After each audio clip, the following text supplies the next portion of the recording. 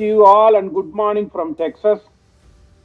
Idinam Sudinam Chame, and I'm really thrilled to see and hear from the organizers, particularly Father Vargaris Pantulukaran, Mr. Srikumar Raghavan, and also the one of the early pioneers, Mr. Philip Daniel, that how a small discussion across the round table 9 years back has developed into something which international academics and policy makers would want to see. So my all the best and congratulations. And particular thanks to Father Varghese and Mr. Sri Kumar Raghavan, whom I had known for many years, very dedicated, sincere, and conscientious, and a gentleman.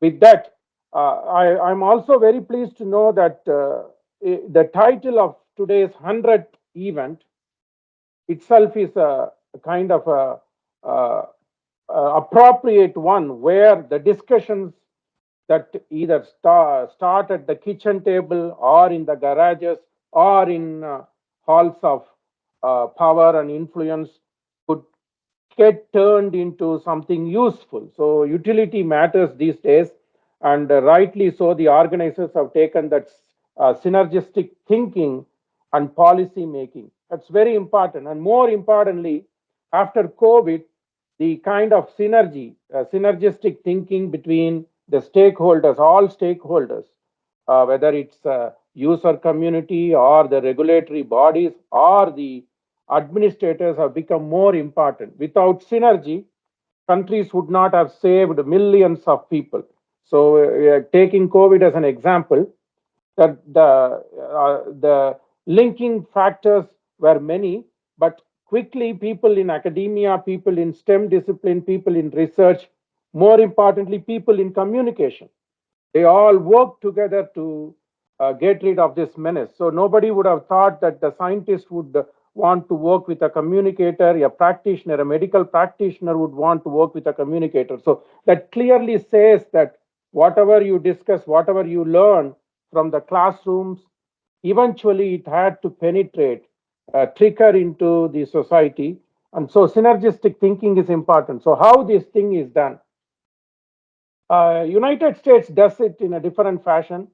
This has been a trend in the past decade where the university's governing boards, we call it as board of regents or board of visitors, they invariably have a student representative in the governing board. I don't think many Indian universities have it, but they may be non-voting, but they have a voice. So any decisions made with regard to curriculum, with regard to the important thing on fee structure, valuable inputs from the representative of student is involved. So that is a synergy between the important stakeholder of an academia, students, and also on the community leaders, business people, and academics. So that is one thing which I was myself surprised to see that, and the state of Texas has that in as a principle to have some representative from student body. And all decisions are mostly invariably made in the United States with some sort of student input by having representatives of their elected bodies. Particularly, student government associations have a say in terms of whether it comes to free speech, whether it comes to debating some sensitive issues, whether it comes to the goals of the universities, and also to know about what is going to happen in the future. Nobody can predict the future, but people can somewhat deliberate and debate, and the student body is invariably involved, and then faculty bodies, staff bodies are involved. We call it as a faculty senate and staff senate. So people are, at least in theory, trying to bring some synergy between all the stakeholders of this setup, particularly academic setup. And why this is important? Because the knowledge base is growing, and we are entering into uncharted territories such as AI. Nobody knows what is going to be the future with AI. So that there needs to be discussion there, and that's one hot topic where synergistic thinking and synergistic involvement of fields are involved, because from the manufacturing point of view, robotics and AI are expected to improve the productivity. But again, from the labor side, is it going to affect the labor force? What is it going to happen to the workforce? What is it going to happen towards the employability? So people are already starting, and rightly so. The editor of Rajagiri publication, Mr. Srikumar, has pointed out that such synergistic thoughts regularly happen in STEM, because STEM has become more interdisciplinary, cross-disciplinary. But the discussions between the business schools and schools of communication and visual and media communication, school human sciences have not happened.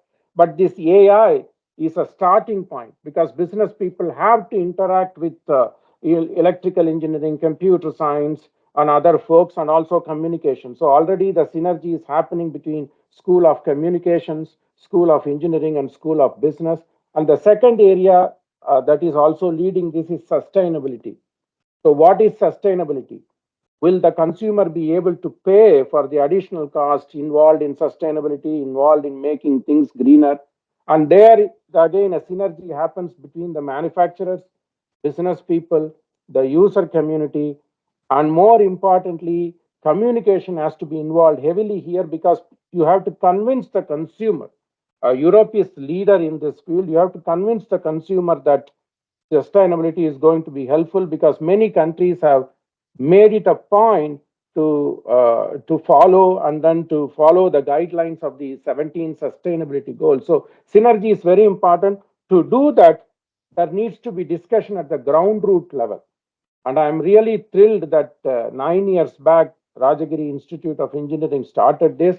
And this is one effort of synergy as well. The synergy has to start from a ground root level. These things will kindle more interest among the stakeholders, at least at the college level. So the synergistic thought and symbiotic relationship existed in chemistry, biology, physics, and biomedical engineering. So that is moving to another phase involving other disciplines because of the need.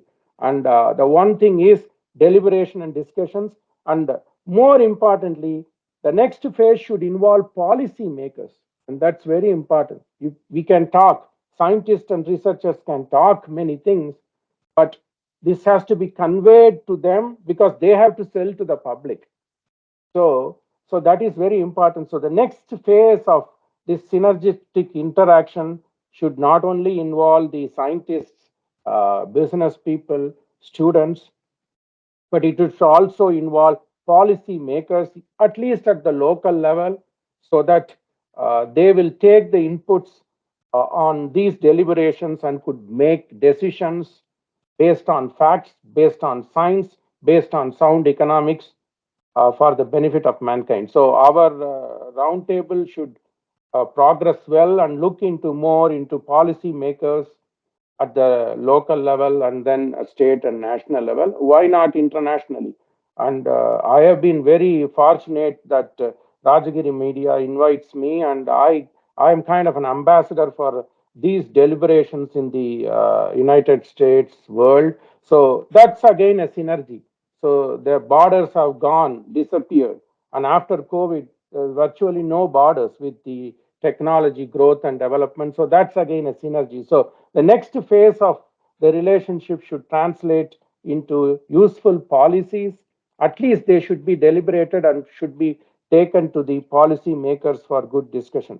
With that, I just want to thank the group for having this kind of perseverance to put this discussions together. So it is not an easy task.